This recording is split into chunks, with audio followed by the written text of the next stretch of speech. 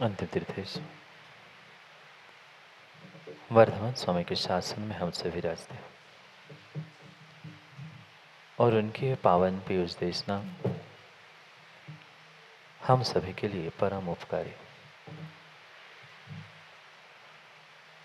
अनादिकाल से हमारी आत्मा में जो जन्म, जरा और मृत्यु रूपी रोग लगे, उन रोगों का उपशमन करने वाली कोई परम औषधि है तो वह एकमात्र यह जनवाणी। भव्यात्माओं, व्यक्ति सूरज की खोज करने तो निकलता है, पर अगर सूरज की खोज करते समय उसके भीतर एक टिमटिमाते हुए दीपक की प्यास नहीं है तो कभी वह सूरज की खोज को प्राप्त नहीं कर सकता। तात्पर्य इतना ही है कि किसी भी अनंत ऊर्जा, अनंत प्रकाश, अनंत ज्ञान की अगर खोज है, उसके लिए अगर हम एक कदम भी आगे उठाना चाहते हैं तो सबसे पहले मेरे भीतर उसके प्रति जिज्ञासा, उसके प्रति प्यास होने की आवश्यकता। अगर हमारे ही जीवन में अंधकार है, हम ही स्वयं अंधकार में डूबे हैं, तो कभी भी सूरज की प्रकाश की खोज नहीं हो सकती। सूरज की अनंत अनंत ऊर्जा, सूरज की अनंत उस रश्मियों को, प्रकाश को प्राप्त करने के पहले कदम उठाने से पूर्व ही हमें मन में एक दीपक जलाने की आवश्यकता। भले ही वह दीपक टिमटिमाता क्यों ना हो, छोटी सी लौ लेकर वह प्रकाश देने वाला क्यों ना हो, पर हमारे पास अगर प्रकाश नहीं है तो कभी भी हम अनंत प्रकाश को प्राप्त करने वाले नहीं हैं। आज तक यही हुआ। आज तक सब जीवों के साथ लगभग यही हुआ। उसे अनंत की खोज तो रही, सूरज के प्रकाश की भी खोज रही, पर उसके हृदय में, उसके जीवन में एक छोटा सा टिमटिमाता हुआ दीपक भी नहीं प्रकट हुआ। और जब तक वह अपने भीतर के, स्वयं के भीतर के टिमटिमाते हुए दीपक को, मैं तो कहता हूँ दीपक क्या, अनंत प्रकाश जो तू बाहर खोजने जा रहा था, उस अनंत प्रकाश की प्यास, अनंत प्रकाश पुंज की सत्ता का अगर स्वयं का भान नहीं है तो उसके जैसा मूर्ख जीव इस संसार में और कोई नहीं। जीव ने आज तक पाटनी जी क्या किया? बाहर तो पल पल खोज की, कहीं प्रकाश की, कहीं ज्ञान की, कहीं धन की, कहीं दौलत के, कहीं संपत्ति की। एक क्षण भी शायद उसने ऐसा गमाया होगा कि वह किसी की खोज नहीं करता। पर बाहर की खोज करते करते उस भूल भुलैया में, चकाचौंध की दुनिया में वह ये भूल चुका था कि खोज मात्र बाहर करने से काम नहीं बनने वाला था। खोज की शुरुआत मुझे अपने भीतर से करनी थी। कितना बड़ा पागलपन था, कितनी बड़ी मूढ़ता जीव के भीतर भरी हुई थी। वह खोज कर रहा था बाहर, पर खोज प्रारंभ होनी थी अपने भीतर। धन हो, दौलत हो, शौहरत हो, सुख हो, शांति हो, जो भी उसने खोजने का प्रयास किया, वह प्रत्येक वस्तु कहीं न कहीं उसके भीतर ही थी। पर क्या करे? आज तक जीव ने अपनी उस सच्ची खोज को समझना, सच्ची खोज को प्रारंभ करना, इसका पुरुषार्थ ही नहीं किया। कब तक मां दूसरे में सुख शांति खोजते रहेंगे? कब तक आप भी व्यापार में, दूसरे कार्यों में धन दौलत खोजते रहोगे? सुख शांति भी मेरे ही पास थी, धन दौलत वैभव भी सब कुछ मेरे पास था। अनंत ज्ञान का, अनंत संपदा का अगर कोई मालिक था, कौन था? मैं ही था। पर फिर भी व्यक्ति सुख खोजता है। आप लोग नहीं खोजते? माँ, घर में सुख शांति नहीं खोजते? घर में जो सुख शांति खोज रहे हैं, कहाँ खोजी? जहाँ सुख शांति थी वहाँ तो खोजी नहीं, और जहाँ सुख शांति नहीं थी वहाँ खोजते रहे। दुकान में बैठे बैठे भी जय कुमार जी धन दौलत पैसा संपदाएं खोजने का हर व्यक्ति ने पुरुषार्थ किया, पर आज तक क्या वह धन दौलत की इच्छा पूर्ण हुई? जो चाह, जो खोज संपदा के लिए चल रही थी, क्या आज तक वह पूर्ण हो पाई? नहीं हो पाई, बिल्कुल नहीं हो पाई। राहुल देव, क्यों नहीं हो पाई खोज पूर्ण? क्योंकि हमने खोज सही जगह पे प्रारंभ की ही नहीं थी। कम से कम बाहर जाना ही था, हम अपने भीतर से शुरू करते। बाहर से शुरू कर ही लिया था तो कम से कम समाप्ति अपने भीतर करते। पर क्या करें, पर क्या करें, हम दर दर की ठोकरें खाते हुए, दुनिया से भीख मांगते मांगते, दुनिया में खोज करते करते भिखारी तो बन गए, पर अपने भीतर की उस अनंत शक्ति, अनंत ज्ञान, अनंत ऊर्जा और अनंत संपदा को प्राप्त नहीं कर पाए। प्राप्त करेंगे कब? खोज करेंगे कब? जब हमें उसका भान होगा तब ना। हमें बोध ही नहीं, हमें बोध ही नहीं, हमें ज्ञान ही नहीं है कि अनंत ज्ञान, अनंत ऊर्जा, अनंत प्रकाश मेरे ही भीतर। आज देखो ना, आज इस चकाचौंध की भूल भुलैया के दुनिया में व्यक्ति चांद पे पहुंच रहा है, मंगल पे पहुंच रहा है। यहाँ वर्तमान में जो उसके पास भूमि है, पृथ्वी पर की भूमि तो शैलेंद्र जी जीव संभाल नहीं पा रहा है, और चांद और मंगल पर जमीन खरीद रहा है। नहीं सुना आप लोगों ने? चांद पे जमीन खरीदने जा रहे हैं, मंगल पे जमीन खरीदने जा रहे हैं। यहाँ जीवन में चांद और मंगल, शांत और मंगल करने की वजह वहाँ चांद और मंगल में जाने की जीव बात कर रहा है। क्यों? क्योंकि जितनी खोज जीव ने आज तक की, वह मात्र और मात्र पर सापेक्ष होकर की, स्व सापेक्ष होकर जीव ने आज तक कुछ करने का प्रयास ही नहीं किया। जब तक हम इन रहस्यों को नहीं समझेंगे, तब तक विश्वास मानना, ये संसार के भोगों के, विषयों के, धन संपदा के भूल भुलैया में हम उलझते रहेंगे। भूल भुलैया नहीं जानते? भूल भुलैया नहीं देखी? कई जगह तक कृत्रिम बनाई जाती है। उस भूल भुलैयों को देखने के लिए, खोजने के लिए जाने की आवश्यकता नहीं है। आज घर में क्या, सबके जीवन में वो भूल भुलैया चल रहा है। जाता कहीं है, सोच के कहीं निकलता है और पहुंचता कहीं और है।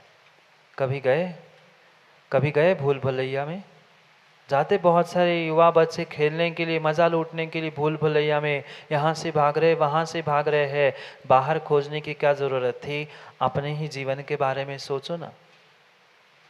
व्यक्ति सोचता है मैं धर्म कर लूँ, मंदिर पहुँचो, हाथ में चावल की डिब्बी भी लेके निकलता है, पर पहुँचते पहुँचते रास्ते में ठेले वाला मिल गया। माँ, हाथ में चावल की डिब्बी थी, चलते चलते अचानक से ठेले वाला मिल गया, सब्जी मिल गई। सोचा पानी का समय है, कौन बाजार में जाएगा, ठेले वाला मिल गया, सब्जी खरीद लो। भटक गया। जाना कहाँ था? पहुंचना कहाँ था? पहुंचना मंदिर था। हमने मंजिल भी तय कर ली थी, पुरुषार्थ भी प्रारंभ किया था, पर पुनः भूल भुलैयों में कुछ ना कुछ ऐसी घटनाक्रम, ऐसी परिस्थिति बन गई कि कहीं जाते जाते हम पुनः भूल भुलैयों में भटक गए।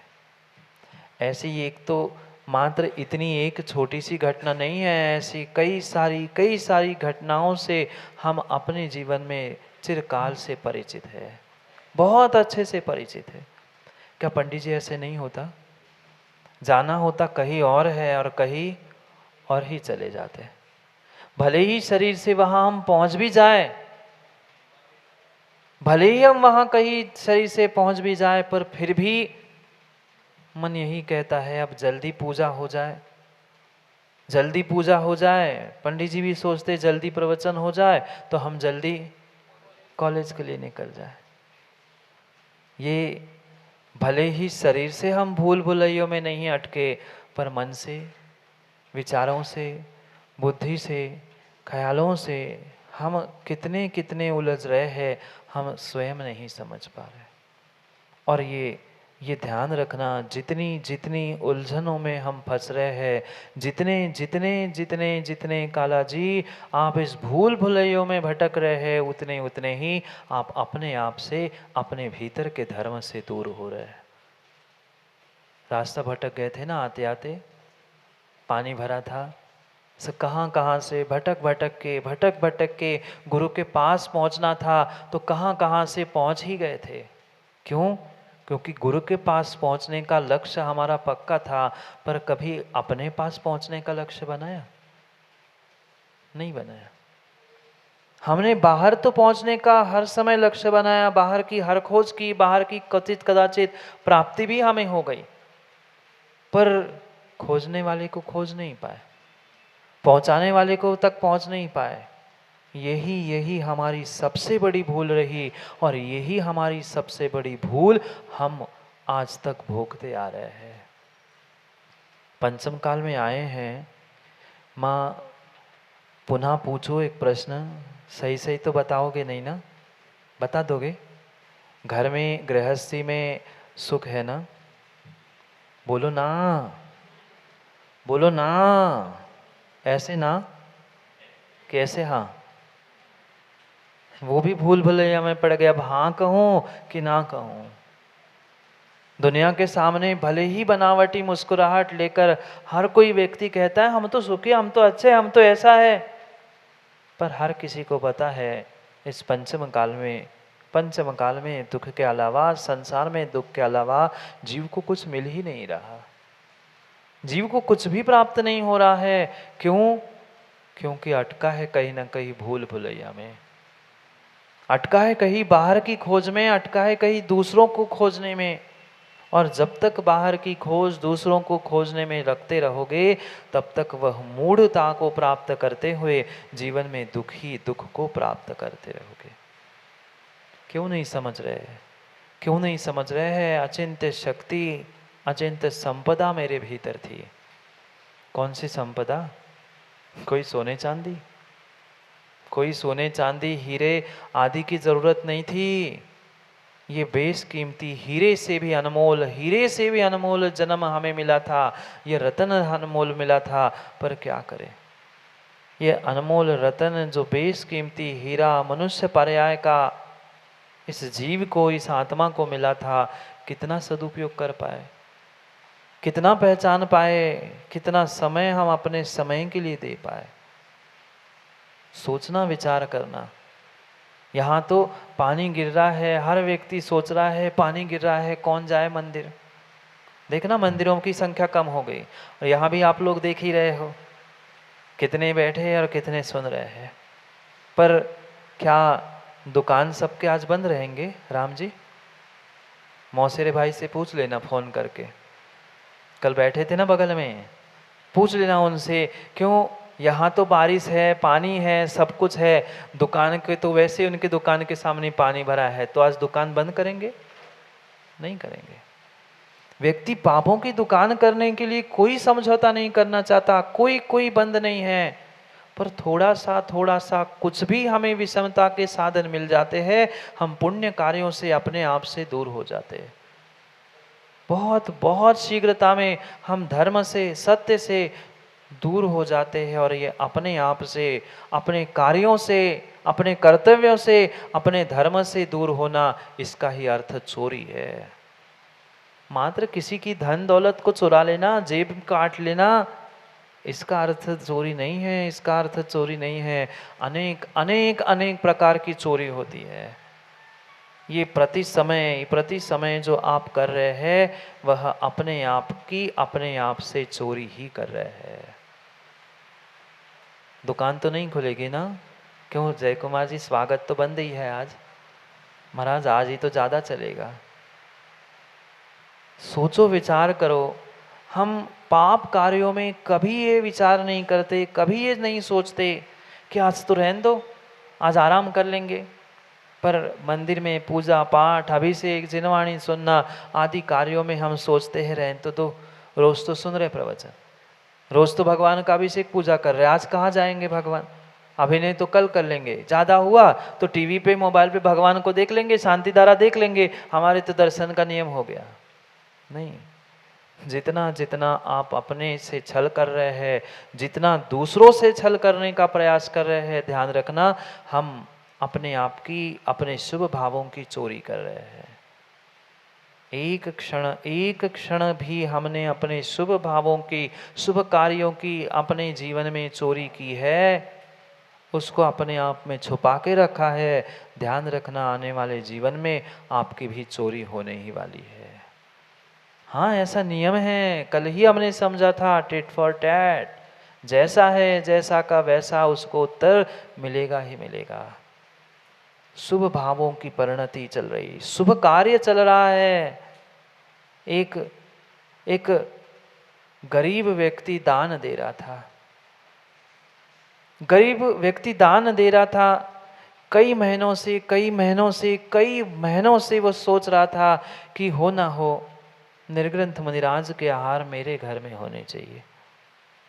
भावना भा रहा था कि निर्ग्रंथ मुनिराज के चरण मेरे घर में पड़े, मैं पड़घान करके उनके आहार करा दूँ। ये इतनी साधना, इतनी तपस्या कर रहे हैं, ये मासूपासी मुनिराज है।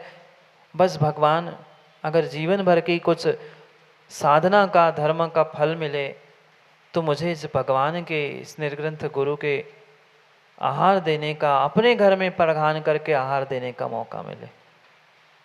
सोच रहा था, रोज भावना भा रहा था। सम्यक दृष्टि भावना भाए और फलीभूत ना हो, ऐसा हो नहीं सकता।